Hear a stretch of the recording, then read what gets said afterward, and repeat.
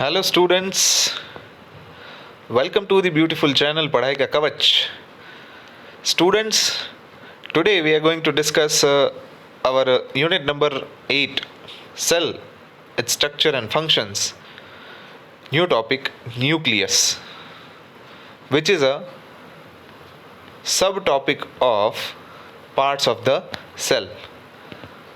Student, up to today's lecture, we have discussed about the cell membrane, the separating surface of the cell, which is also known as the plasma membrane.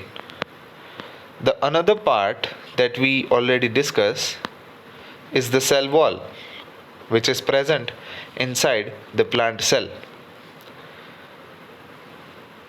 Plant cell is having a cell wall and cell membrane both, while the animal cell is only having the cell membrane.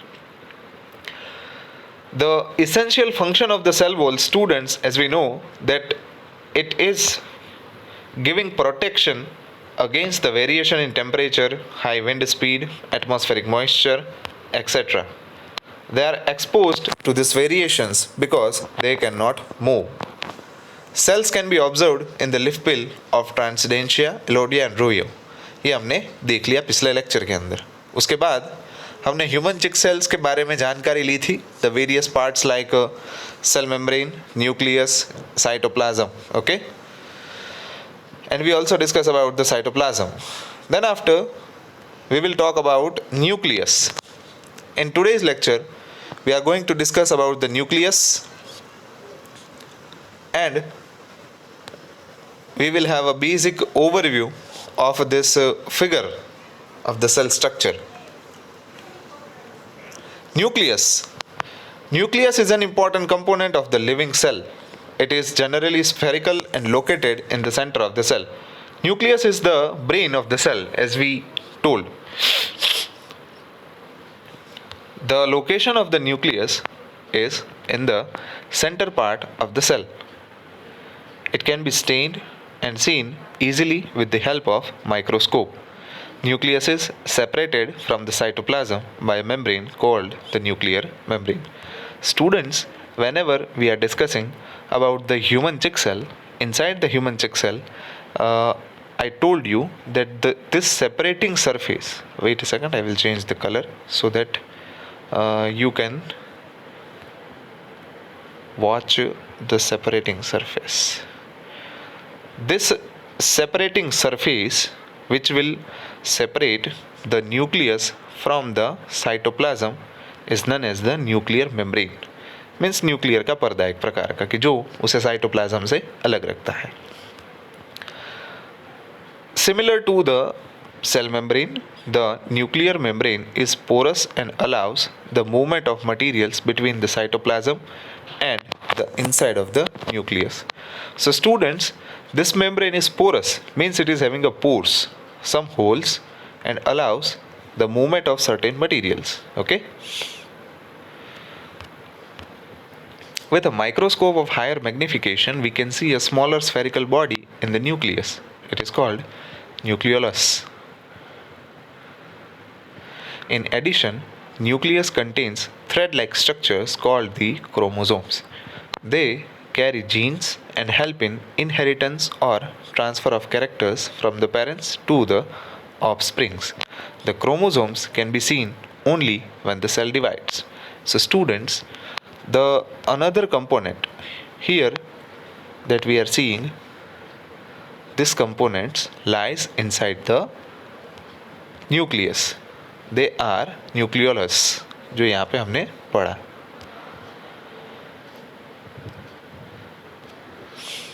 Some thread-like structures only visible when the cell divides. It is called chromosomes.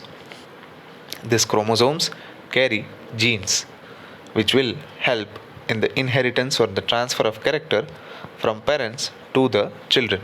So students, let us talk about this topic in detail.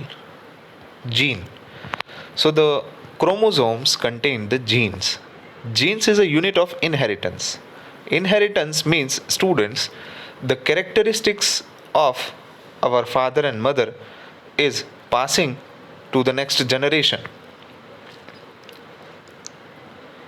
It means that if your parents pass some characteristics onto you, like if your father has brown eyes, you may also have brown eyes. And if your mother has curly hair, you might also end up having curly hair. So these characteristics pass on to you, and this is dependent upon the genes, which is carried by the chromosomes, a thread-like structure inside the nucleus, as we are discussing. Okay, this chromosomes is only visible through the microscope when the cell is dividing. Nucleus, in addition to its role in inheritance, act as control center of the activities of the cell. The entire content of a living cell is known as protoplasm. Means all the activities which is done by the cell is controlled by the nucleus, and it will act as a control center of the cell, which is popularly known as the protoplasm. It includes the cytoplasm and the nucleus. Protoplasm is called the living substance of the cell. Means other than cytoplasm and the nucleus is dead.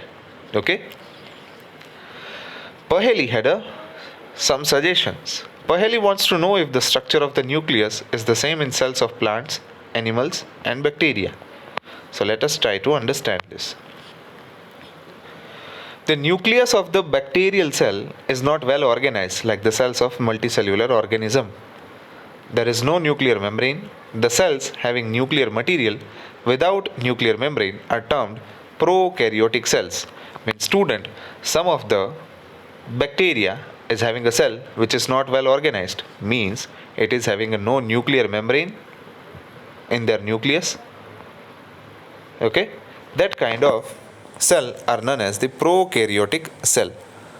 The organism with this kind of cells are called prokaryotes. Primitive nucleus means the cells which is not having a nuclear membrane, they are considered as prokaryotic cells. Examples are bacteria and blue-green algae. The cells like onion cell and chick cells having a well-organized structure, nucleus with nuclear membrane, are designated as eukaryotic cells. So students, the cells which do not have the nuclear membrane are called as the prokaryotic cells or prokaryotes, and the organism or the cell which is having a well-defined structure, nucleus, cytoplasm, and which is having a nuclear membrane, it is called eukaryotic cells. All organisms other than bacteria and blue-green algae are called eukaryotic, okay, which is having a specific nuclear membrane. While observing the onion cell under the microscope, did you notice any blank-looking structures in the cytoplasm? Means they are talking about this substance, student. Inside the onion peels, this empty spaces are visible, which is known as the vacuole. It could be single and big as in an onion cell. Chick cells have smaller vacuoles. Large vacuoles are common in plant cells.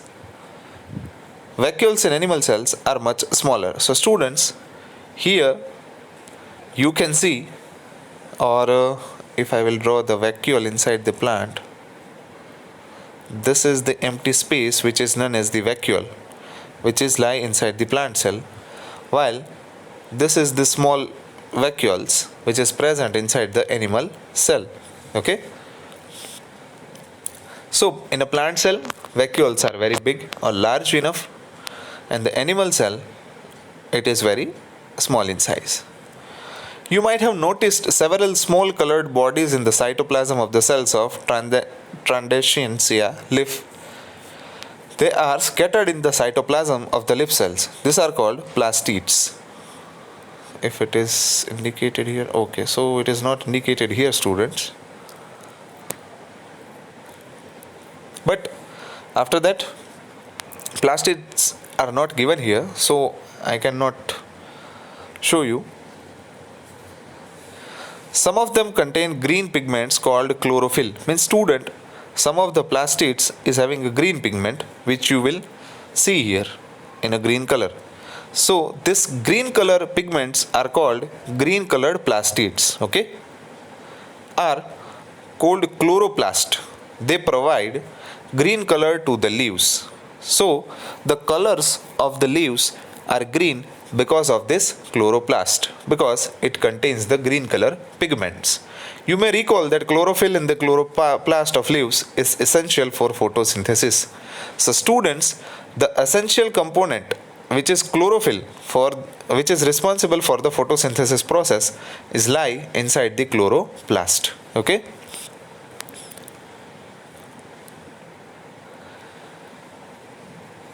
Here this is one chloroplast is present and it is magnified here, okay, which contain the chlorophyll substance. Now let us compare the plant and animal cell.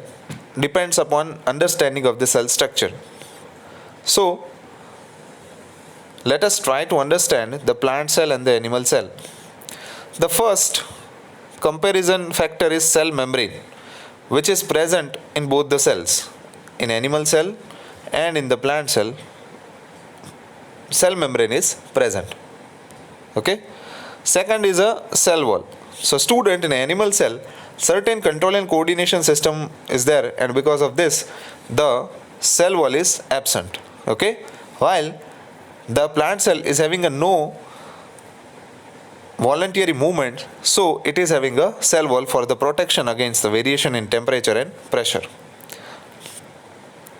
The third factor is a nucleus. See here, this is nucleus. So nucleus is present in both the cells, plant as well as animal. Fourth one is nuclear membrane, okay, fourth one is nuclear membrane. So students, here in both the nucleus, a separating surface is there, which is known as the nuclear membrane. So it is present in both the cells. Cytoplasm. So cytoplasm is also present, student, in animal cell and plant cell. Here it is given. The sixth factor is plastids.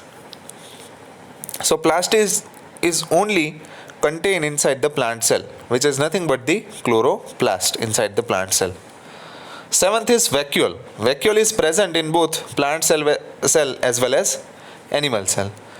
But the major difference is vacuoles are very large enough to see inside the plant cell, while in the animal cell its size is very small compared to the plant cell. So students, here is the figure of plant cell and animal cell. You should draw this figure for your practice inside the paper. So here student, the chapter is over. I hope that you understand it very well, okay. So next lecture के अंदर इसकी exercise discuss करेंगे और फिर chapter को and करेंगे. Thank you. Have a good time.